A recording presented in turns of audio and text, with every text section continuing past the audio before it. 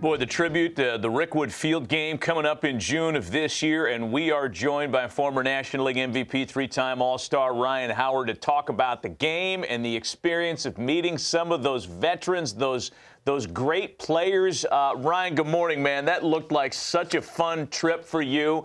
Tell us about the experience meeting some of those former Negro League greats. Man, first off, top of the morning, guys. I'm always looking good. Always looking good. Likewise, my man. Thank you. Man, it was an amazing experience. For me, it's always been something that's been near and dear. I would always go and visit the Negro League Museum in Kansas City every year before I would drive down to spring training. So to be able to meet those gentlemen and share their stories and see their faces, and once they received the invitations, man, it was something that was super surreal for me. Right, it's so cool because I was seeing how incredibly excited they were to see you, right? And in a sense, what you're doing here is honoring them. And this whole entire event, it's all about honoring these veterans and stars that came, like you said, before you and opened up the gates for you to be able to achieve your lifelong dream. Tell me a little bit about that, because I don't want to take that for granted one bit. It meant a lot to you.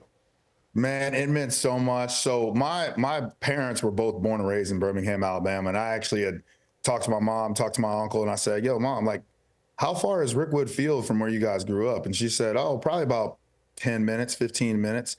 And my grandfather was the one who apparently I got my baseball skill from, where if you ask my uncle, he'll say, hey, your granddad always either hit a home run or he struck out. So I guess I stayed true to the mantra of the family, so to speak. But it meant a lot more to me just for the simple fact, because of my grandfather, and I got my baseball lineage from him, and just understanding like what those men had to go through, and the ability of not necessarily being recognized to be able to play in Major League Baseball, but you learn so much more about the love of the game that all these men had and what they had to embrace with segregation and racism, and just buses that didn't have air. I know we would complain about 17-hour bus rides in the minor leagues, but we had nothing to complain about compared to what these gentlemen had going on back in those days. But truly, they expressed a love for the game of baseball that was just far and beyond. I think that for me, Ryan, when I think about these days and what black players had to endure, that's the thing that strikes me the most, is the spirit with which they played. And as you mentioned, like, you know, today's complaints, the modern athlete, regardless of which sport, which race or color you represent, nothing compared to what these guys went through, and the smiles on their face, they were still smack talking you. I feel like they wanted to compete.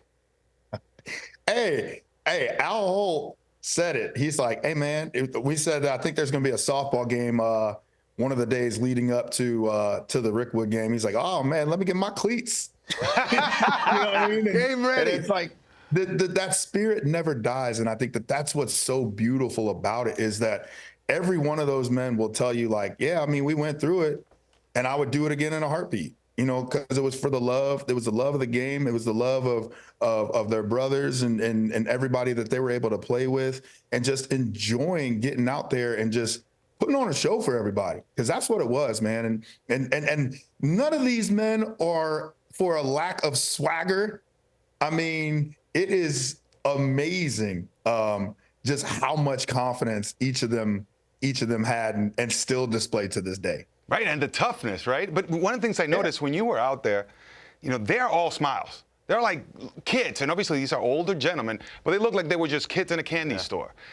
Did you get the sense that they were feeling like, oh my goodness, they are honoring us, they're recognizing us, almost as if something that was long overdue? Did you get that sense of gratitude from them? Man, absolutely. Absolutely. Because it is something that, you know, I believe was definitely long overdue. And for them to be able to get this recognition, for them to be able to, you know, come out to the game and be recognized on that national scale, I think it speaks volumes. I think it speaks volumes for what, you know, we're trying to do at Major League Baseball, and showing what the Negro Leagues meant to the history and the game of baseball overall.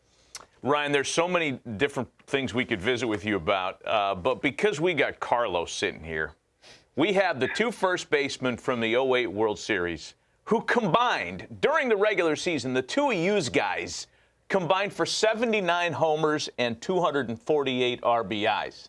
That was a pretty good time to be a World Series first baseman as one of you 2 guys. When you think back on that Fall Classic, were there moments where you were at first base visiting with Carlos or vice versa? Or in a World Series, is it so intense that brother-in-law stuff never takes place?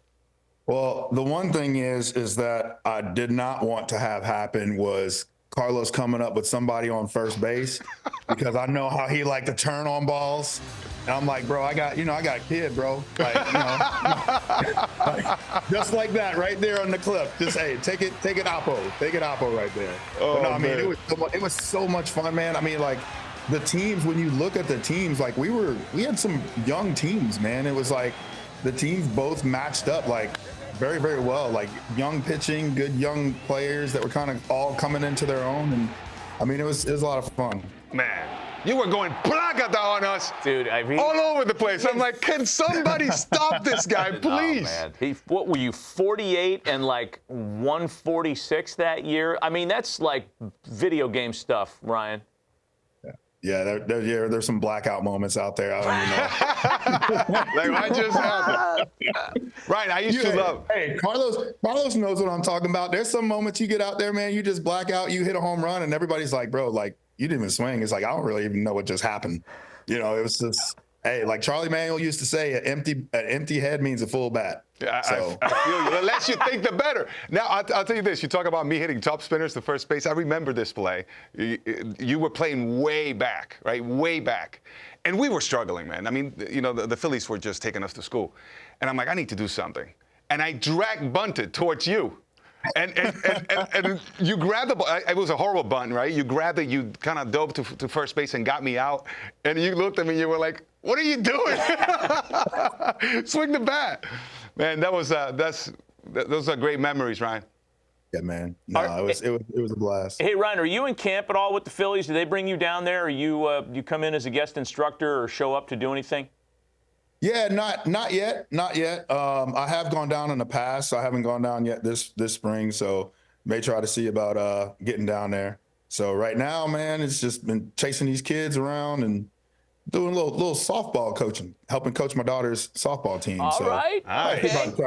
Trying to swing down there. Man, it's a whole different animal, bro. It's a whole different animal. We hear that from Harold. Harold's on I think he's out on a recruiting trip right now with his daughter, college softball, man. It takes over your life. We feel you.